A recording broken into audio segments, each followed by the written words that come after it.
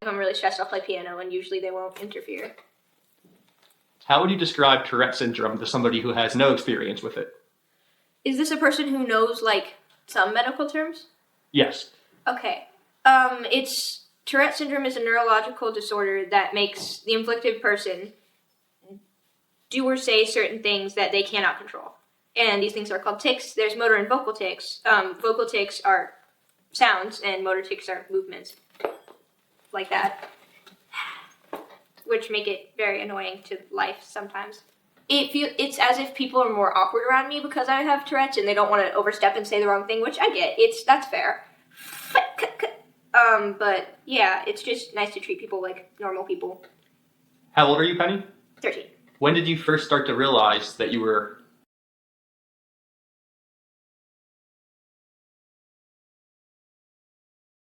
Driven, your professor's crazy. Oh my God! An engineer in medical school. I mean, that doesn't happen. Well, it was really interesting because some of what you go through in medical school, some of the basic science stuff, isn't just what you think of as learning about molecules and things like that in cells, but there's actually some concepts, especially in cardiology, where there are basic engineering concepts, fluid dynamics and things like that. Yeah.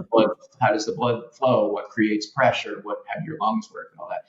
And I would frequently get these raised eyebrows when, I would make a comment about, well, that's not really, laminar flow. It's really non-Newtonian flow. And so that's, not exactly right. Like, why are you bothering me with these things? But, it all led to where I eventually ended up with this, love of technology, appreciation for technology, how computers were really going to change. And my timing.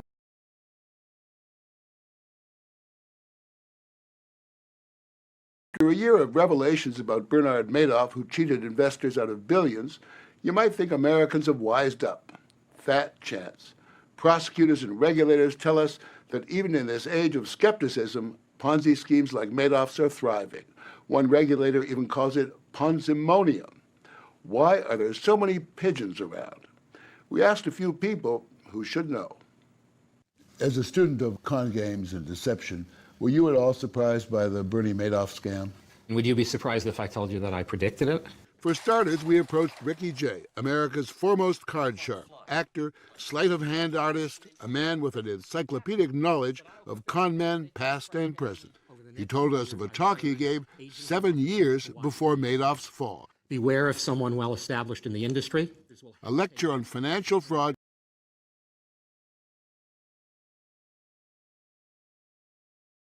Today's episode, he shares with us his overriding hypotheses about the critical roles that mitochondrial function and dysfunction play in mental health and mental illness, and how various particular types of diets, ranging from the ketogenic diet to modified ketogenic diet, and even just slight adjustments in carbohydrate intake, can be used in order to change mitochondrial function and bring relief for various psychiatric illnesses. He also highlights the essential and important theme that various diet interventions, including the ketogenic diet, were not first developed for sake of weight loss, but rather were developed as treatments for neurologic conditions such as epilepsy. Today, he shares with us how the foods that we eat alone and in combination, and how fasting, both intermittent fasting and more lengthy fasts, can interact with the way that our brain functions to strongly control the way that we think, feel, and behave. What's wonderful is that Dr. Palmer not only explains the science and his clinical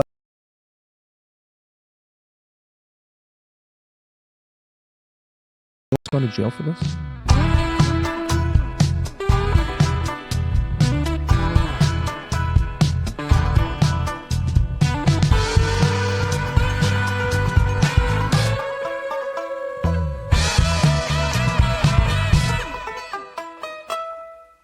So I read this piece in the New York Times about you that's like actually kind of hostile. And the story seems to be that you were on psych meds for a lot of your young life and then you got off them. And that's bad. That's bad. You might lead people to do the same. You might lead them astray, off psychiatric medication, out of therapy, and into like independent, happy life. Why would anyone be mad at you for getting off psych drugs? It's a good question. Well, yeah. I mean, I think really there's just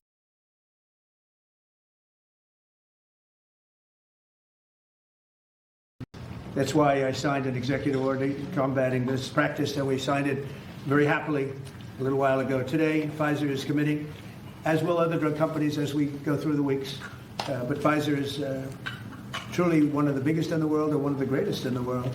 Today, Pfizer is committing to offer all of their prescription medications to Medicaid, and it will be at the most favored nation's prices. It's going to have a huge impact on bringing Medicaid costs down like nothing else. I told you that in my first term, I was so proud of the fact that for the first time in 28 years, drug prices came down.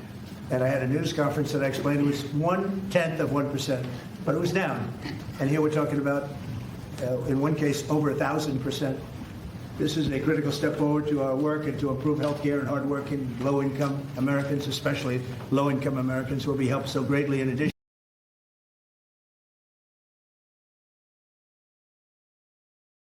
that by the end of today's episode, you will have a thorough understanding of what alcohol does to your brain and body, and that you will be able to make informed decisions as to whether or not you should be consuming zero, absolutely no alcohol, small to moderate amounts of alcohol. And again, we'll define exactly what that means, small to moderate amounts. And if you or somebody else that you know is consuming excessive amounts of alcohol that are clearly detrimental to your health, some of the better routes and resources that you can use in order to remove that dependence and or consumption. I'd like to preface all of that by saying that today's discussion is really geared toward giving you information. It is not about judging alcohol intake or lack of alcohol intake. I just want you to be able to make the most informed decision about alcohol possible. I'm pleased to announce that the Huberman Lab podcast is now partnered with Momentous Supplements.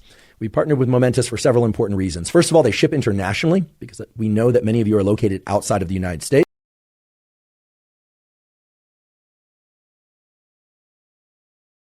Myself, no, because it's easier when perfect. I ask direct. And I know Christy, so yeah. But I was like, it's nicer when there's. I told my team too. I was like, it's so much nicer when there's like a personal connection, for sure, and someone really feels comfortable rather than it's like a PR thing. No, it was so perfect. Like when I think back to it, I'm like, that was me just trusting the universe and not pushing for anything, and I knew it was going to kind of happen when it was supposed to, and it literally did. And it did, so yeah. You felt it too. Yeah, I did. That means a lot to me. Yeah, right. and I hope that this is the start of spending more time together. Genuinely. Me too. Yeah, off camera too.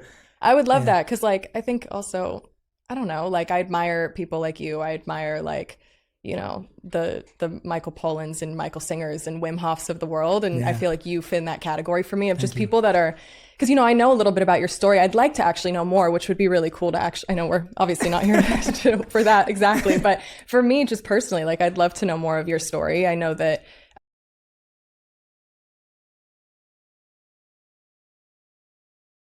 haven't been to our events before, we keep the chat lively. If you have questions, put them in there. My favorite thing to do is to interrupt the panelists and ask questions. If you are a non-chat kind of person and you're like, ooh, I hate that bloop, bloop, bloop, then there's a little bell on the top of the chat screen and you can mute it. Also, everybody who has registered will get a recording. The system will automatically send it to you. Now, it's a system, and we all know systems are imperfect. If you don't get a recording, we will also follow up with an email link. We put all of our webinars on our YouTube channel, so you can check our YouTube channel, or you can always email me, jake@criticalinsight.com, and I'll make sure you get a recording. So to test the chat out, if you want to go over there and just say where in the world you are, we'd love to know where people are joining from. And I am joining from a basement in Seattle. So who are we? So Critical